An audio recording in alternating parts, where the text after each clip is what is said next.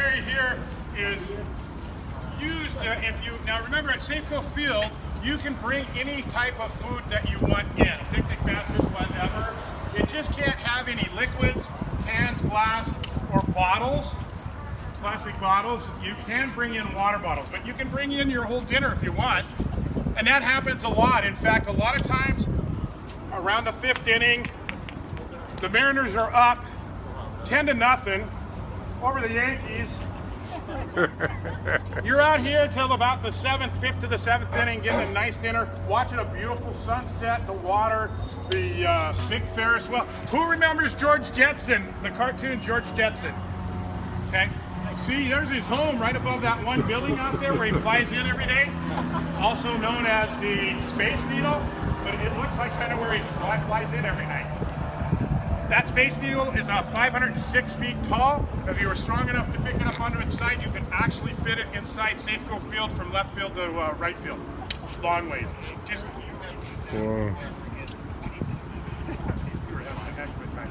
So anyway, you're out here eating your dinner, having a nice view. Mount Rainier is over to the left. Of course, it's in the cloud cover, but it's beautiful. Starbucks, the big brick building, the flag on top, that's the world corporate office for Starbucks. Very prominently. Like I said, this is Elliott Bay, a couple of the islands. And yeah, it's right, none of the cruise ships, well, there may be a cruise ship in the far side over there. That's where they come in over there. It is absolutely beautiful. 7th inning, the family, we had our meal, we had our view, we're ready to go back to the seats. We get back into the seats, and what's the score then? 11-10 Yankees. Welcome to being a Mariner fan. Right? Welcome to being a Mariner fan. So this is an area also, there is a 32% drop in Little League Baseball. When I say Little League, that's meaning under the age of 18, and a 32% drop in participation worldwide. So that's really starting to eliminate some of the good players coming up. They say it's because of soccer. A lot of kids are going to soccer.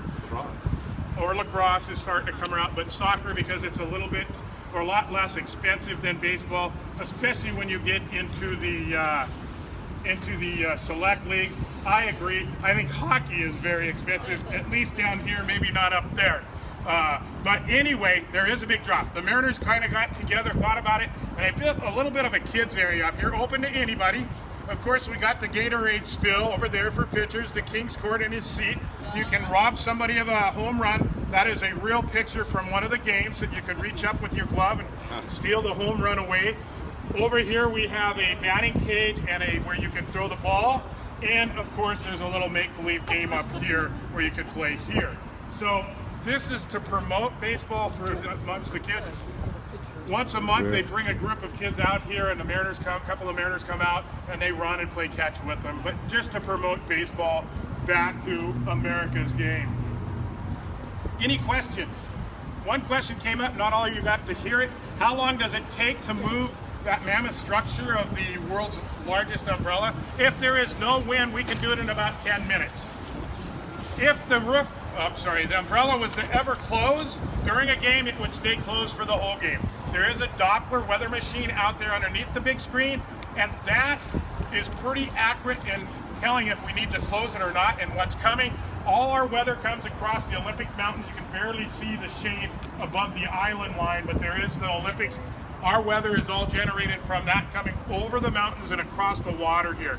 We do generate a lot of wind coming off, and you can see inside when we go inside what that does. But is there any questions about this area up here? Oh, no. Did you have a question? I have a question about the roof. Yeah. How is it different than the Arizona Diamondbacks? Great question. What is the difference between a retractable roof like down in Arizona and the world's largest umbrella? And I'm going to answer that question in just a sec because I'm going to have you follow me.